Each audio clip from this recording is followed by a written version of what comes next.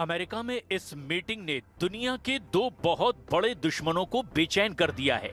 आसमान में गरजती F-35 ने ट्रंप के सबसे बड़े दुश्मन को मैसेज दिया है, तो व्हाइट हाउस के अंदर ट्रंप का फिलिस्तीन वाला मुद्दा ऐसे उठा कि इस बहुत ही खास बैठक से तेल अवीव से लेकर तेहरान की लीडरशिप तक तनाव बहुत ज्यादा बढ़ गया।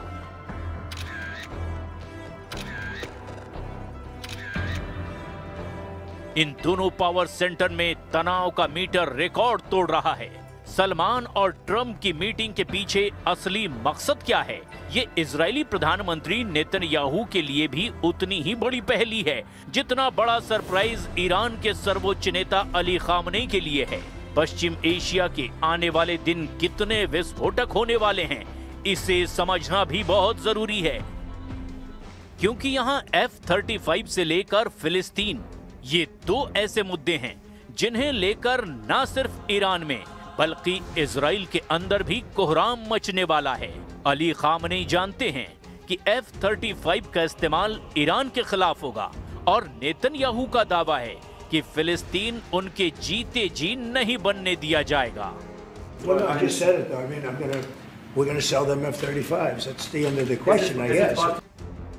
जब व्हाइट हाउस में सऊदी अरब के क्राउन प्रिंस मोहम्मद बिन सलमान का शाही स्वागत हो रहा था, उसी वक्त नेतन्याहू ने लेबनान में उस रिफ्यूजी कैंप पर दागे बहुत ही खतरनाक बम जहां फिलिस्तीनी शरणार्थी रहते हैं। यानी नेतन्याहू ने मैसेज दे दिया कि फिलिस्तीन के मुद्दे पर वो सबसे बड़ा युद्ध शुरू करने में जरा भी देरी नहीं लगाएंगे। लेबनान के सिदोन में हुई इजराइल एयर स्ट्राइक में कम से कम 13 लोगों की मौत हो गई।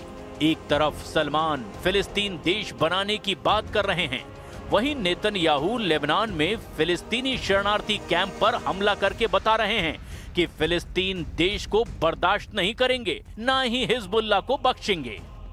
ההתנגדות שלנו למדינה פלסטינית בשטח כלשהו מערב לירדן, ההתנגדות הזאת קיימת ושרירה, היא לא השתנתה כהוא זה.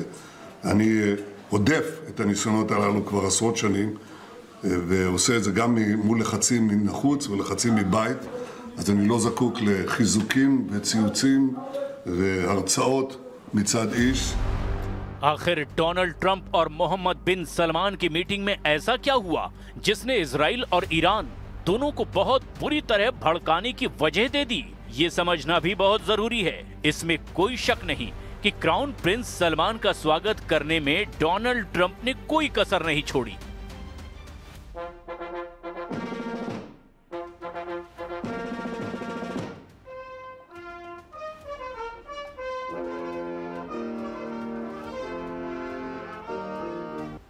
किसी शादी में जो दर्जा बैंड बाजा बारात का होता है, उसी तरह का जोश ट्रंप ने इस डिप्लोमेटिक मीटिंग में दिखाया।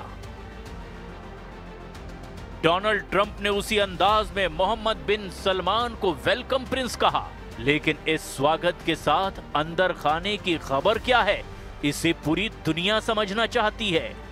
दोनों के बीच हुई बातचीत में सऊदी अरब ने कहा कि वो गाजा को फिर से बसाने के लिए फंड देगा। कितनी रकम और कब दी जाएगी ये नहीं बताया गया। सलमान ने कहा कि सऊदी अरब इजराइल के साथ अब्राहम अकॉर्ड में शामिल होना चाहता है, लेकिन इसके लिए 2 स्टेट सॉल्यूशन के तहत फिलिस्तीन देश बनना चाहिए। So definitely we believe having a good relation with all Middle Eastern countries it's a good thing, and we want to be part of the Abraham Accord, but we want also to be sure that we secure a clear path of 2-state solution. And today we have a healthy discussion with Mr. President that we're going to work on that to be sure that we can prepare the right situation as soon as possible to have that. आज का सच ये है कि Israel इस demand को पूरी तरह खारिज करता है। ऐसे में क्या अब्राहम अकॉर्ड पर बात बन जाएगी? सऊदी अरब और इजराइल के बीच राजनयिक रिश्ते कायम हो पाएंगे? सऊदी अरब की ये ऐसी डिमांड है जो अमेरिका को बहुत ज्यादा मुश्किल में डाल सकती है, और इस उलझन ने डोनाल्ड ट्रंप को बहुत ज्यादा मुश्किल में डाल दिया है। 2 साल तक इजराइल की जिस बमबारी ने गाजा को मिट्टी के ढेर में तब्दील कर दिया और जिस बमबारी ने करीब 70,000 लोगों की जान ले ली, उसके लिए पश्चिम एशिया के लोग अमेरिका को भी जिम्मेदार मानते हैं, क्योंकि इजराइल का गिराया हुआ हर बम अमेरिका से सप्लाई किया गया था। लेकिन अब ट्रंप भी अमेरिका के आधिकारिक रुख यानी कि 2 स्टेट सॉल्यूशन की बात कर रहे हैं। ट्रंप बिना किसी वायदे के 2 देश वाले हल की बात कर रहे हैं, यानी इजराइल के साथ फिलिस्तीन भी देश बन जाए और फिर अब्राहम अकॉर्ड्स पर सऊदी अरब दस्तखत करे। लेकिन क्या इजराइल ऐसा मुमकिन होने देगा? You know, I don't want to use the word commitment, but we've had a very good talk on the Abraham Accords. We talked about 1 state, 2 state. You know, we talked about a lot of things in a short period of time. We'll be discussing it further too. But I think you have a very good feeling toward the Abraham Accords. दरअसल फिलिस्तीन को लेकर मोहम्मद बिन सलमान के रुख के पीछे Iran की एक चिट्ठी बताई जा रही है। अमेरिका दौरे से पहले ईरान के राष्ट्रपति मसूद पजेश्कियन ने सलमान को एक चिट्ठी लिखी थी। इस चिट्ठी की टाइमिंग को लेकर पूरी दुनिया में ये हेडलाइन बनी। ईरान से लेकर अमेरिका और अरब वर्ल्ड से लेकर इजराइल तक इस चिट्ठी की चर्चा हुई।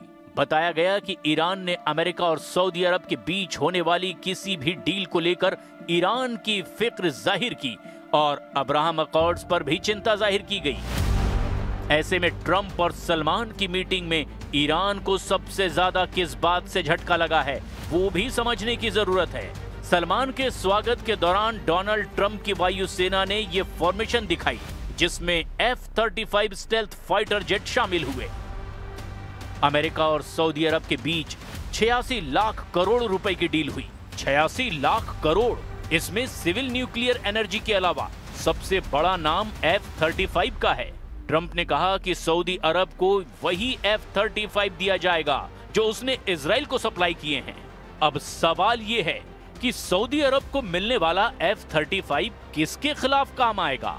सऊदी अरब किस दुश्मन के खिलाफ इसे इस्तेमाल करेगा? ट्रंप ने इशारे ही इशारों में कहा कि ऐसे ही बेहतरीन हथियारों से ईरान पर बहुत कामयाबी से हमला किया गया था। They're going to purchase F-35s. They're buying them from Lockheed, and it's a great plane. We make, by the way, the best military equipment. You saw that during the Iran little skirmish.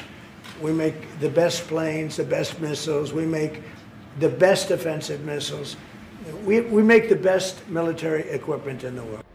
F-35 America का 5वीं पीढ़ी का stealth fighter jet है। ये लड़ाकू विमान radar की नजर में नहीं आता। इसी फाइटर जेट से इजराइल ने 13 जून को ईरान की पूरी मिलिट्री लीडरशिप को खत्म कर दिया था। अमेरिका ने ऐसे बहुत से विमान इजराइल को दिए हैं और अब यही फाइटर जेट सऊदी अरब को मिलने जा रहा है। यानी सऊदी अरब अमेरिका के लिए बहुत स्पेशल है, क्योंकि दोनों के बीच सैन्य संबंधों का इतिहास कई दशकों पुराना है। डोनाल्ड ट्रंप ने कहा है कि अमेरिका सऊदी अरब को मेजर नॉन नेटो सहयोगी का दर्जा देगा। ये दर्जा अभी 19 देशों के पास है, जिसमें इजराइल से लेकर पाकिस्तान और केन्या से लेकर कतर तक पहले से शामिल हैं। 7 साल बाद अमेरिका का दौरा करने वाले मोहम्मद बिन सलमान को लेकर कुछ ऐसे सवाल भी किए गए जिनसे ट्रंप आग बबूला हो गए। मुद्दा सऊदी अरब के पत्रकार जमाल खगोशी का उठा। जमाल खगोशी की 2018 में इस्तांबुल में सऊदी अरब की एम्बेसी में हत्या कर दी गई थी। अमेरिकी सीक्रेट एजेंसियों ने दावा किया था कि प्रिंस सलमान ने ही खगोशी की हत्या को मंजूरी दी थी। इसी मुद्दे पर अमेरिका की एक पत्रकार ने डोनाल्ड ट्रंप और खासकर मोहम्मद बिन सलमान से बहुत ही कांटेदार सवाल पूछने शुरू कर दिए। ट्रंप और इस अमेरिकी पत्रकार की बात बहुत गौर से समझिए और बीच में सलमान का जवाब भी ध्यान देने वाला है। Mr. President, is it appropriate, Mr. President, for your family to be doing business in Saudi Arabia while you're president? Is that a conflict of interest? And Your Royal Highness, the U.S. intelligence concluded that you orchestrated the brutal murder of a journalist. 9/11 families are furious that you are here in the Oval Office. Who are you with? Why should Americans trust you? Who are you with? No, who are you with? I'm with ABC News, sir. You're with who? ABC News, sir. Fake news. ABC fake news. One of the But the worst. question is One of the legitimate, worst sir. in the business. But I'll answer your question. Thank you. I have nothing to do with the family business. As far as this gentleman is concerned, he's done a phenomenal job. You're mentioning somebody that was extremely controversial. A lot of people didn't like that gentleman that you're talking about. Whether you like him or didn't like him, things happen. But he knew nothing about it, and we can leave it at that. You don't have to embarrass our guest by asking a question like that.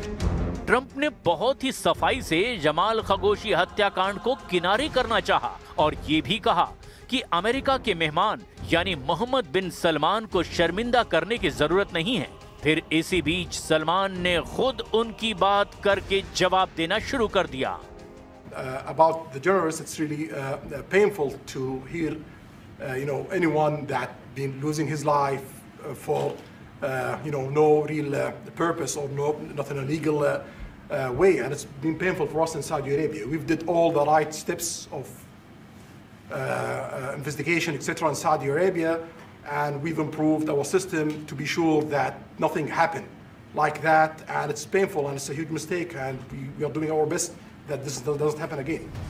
Trump और सलमान की meeting से जब Saudi अरब और America के रिश्ते परवान चढ़ रहे थे, तब जमाल खशोगी हत्याकांड पर हुए सवाल ने इस मीटिंग में मट्ठा डालने का काम कर दिया।